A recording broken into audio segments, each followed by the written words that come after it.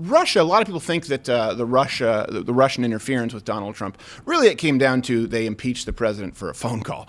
A perfect phone call, right. by the way. It's very perfect. Really the best phone call. Vetus and good night.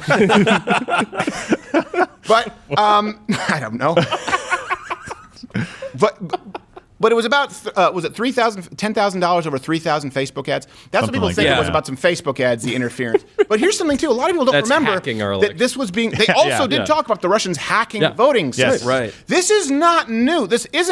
Before this election, it wasn't a Republican or Democrat talking point. As a matter of fact, it was probably more often complained about by Democrats. Because they've never conceded the 2016 election. So, still waiting. Let's go through this really quickly. So this kind of ties into the fact that Biden announced his pick for budget chief was Neera Tanden. Is that how I got it? Neera Tanden, who is the president for the Center of American Progress, and she immediately began deleting her Russian collusion tweets regarding the 2016 election. Now here is maybe why. Because even if you go back then, people like Stelter, Brian Newsom's money, completely straight Stelter, talked about how voting machines could be compromised. And he was the one saying recently, we don't have that clip right now. We have the clips of Rachel Maddow from before. But he was trying to say that now it's a conspiracy theory. So this is their claim now, then we'll go to their claims before.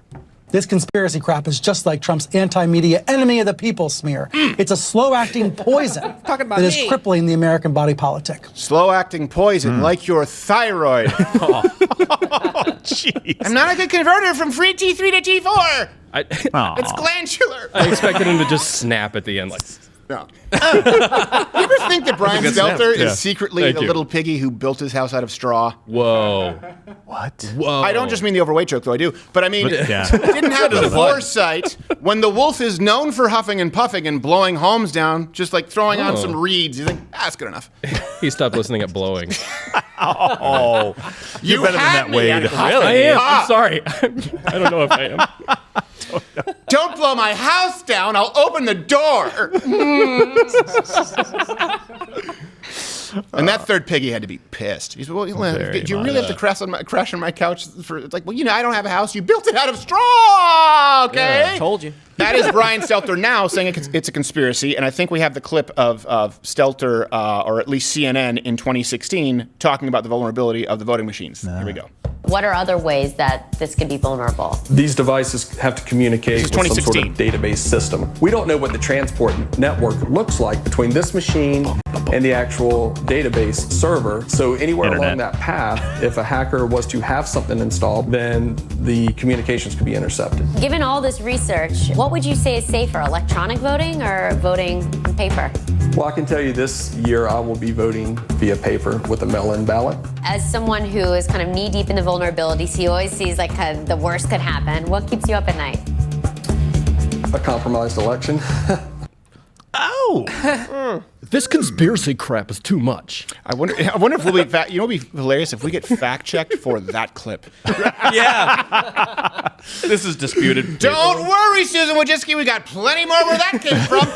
Because even MSNBC, now they didn't just report specifically on voter fraud in 2016. No. So we've gone CNN now, CNN 2016. Let's go MSNBC 2018, specifically talking about Dominion vulnerabilities. We reached out to all 9 companies that you named He looks for their response to the story, and they all essentially echo 3 main points from the joint statement signed by Clear Ballot, Dominion Voting Systems, Election Systems, and Software Heart and Unison, saying, quote, voting systems were not hacked or compromised in the 2016 election. Well, there's been a lot of cybersecurity experts recently saying there are all kinds of ways that you can tamper with the either official or unofficial results if you can exploit some of these flaws. You go to the companies, as I have, and you ask them to talk about this, and they don't want to talk about it.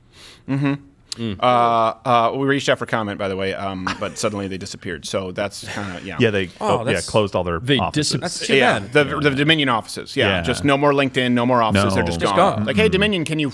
Wow, there's just a Dominion employee-shaped hole in the wall. Like a vacant lot. Yeah. It's just a Dominion employee dust cloud from where they used to be. Oh my gosh. Think about that for a second. You know what? Here's the thing, MSNBC. Our greatest sin was taking you seriously. We trusted you.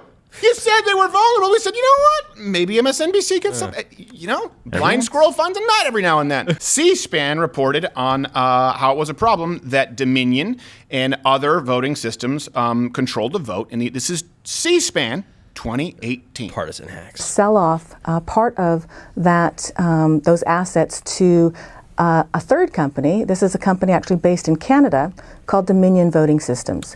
So Dominion now has part of Diebold assets and contracts, and ES&S has part of Diebold contracts and assets. That said, is there a danger in that in your view? Yeah, so ES&S essentially is, maybe controlling the votes is too strong of a word, but they're certainly writing the software for more than 60% of the machines that are counting votes in the U.S. How funny would it be if she was talking and it goes to a split screen, it's just a hat. Gryffindor! Biden! Wow. Slytherin! I'm sort of in the middle of something. I'm a little busy right now. Can you check back with me later? Potter. This is C-SPAN. We don't do commercials, so really, unless you go full screen, I can't take a sip of my coffee. Yeah. C-SPAN. And was she branded a conspiracy theorist by the left at some point? No. This was fact checked. Well, she is now. Sure. Yeah. That's the problem. Play the Right now, she's a Trump shill. They're going back through deleting all of these videos as fast as they can right now. Man. Speaking of Trump shill, Rachel Maddow. So let's go to Trump apologist Rachel Maddow, who emphasized how worrisome it was that Russia could, again, this is what matters. People just think of Russia in the Facebook ads. Yeah. Rachel Maddow was talking about, I think we actually have a montage because she did this so much. You're going to need a montage. How votes could be compromised in the United States because of cyber attacks on our election systems from, you guessed it, Russia. Rachel Maddow. Far more worrisome to the Obama team was the prospect of a cyber assault on voting systems before and on Election Day. Worrisome to the Obama team was that prospect. Our government had previously announced that U.S. election systems in the state of Arizona and the state of Illinois had been hacked by the Russians. Last week, Bloomberg News had a report citing 3 people with direct knowledge of the U.S. investigation into the matter. They had a report that said the Russian attack hadn't just been against a couple of states, it had actually been against 39 states.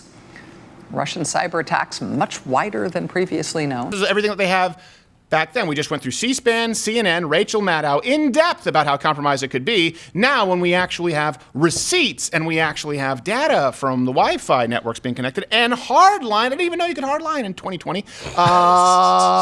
Apparently, it's this. You can. This conspiracy crap is just like Trump's anti-media enemy of the people smear. It's a slow-acting poison that is crippling the American body politic. You built your house out of straw, sir! Watch Good Morning Mug Club live every Monday through Thursday at 10:15 Eastern.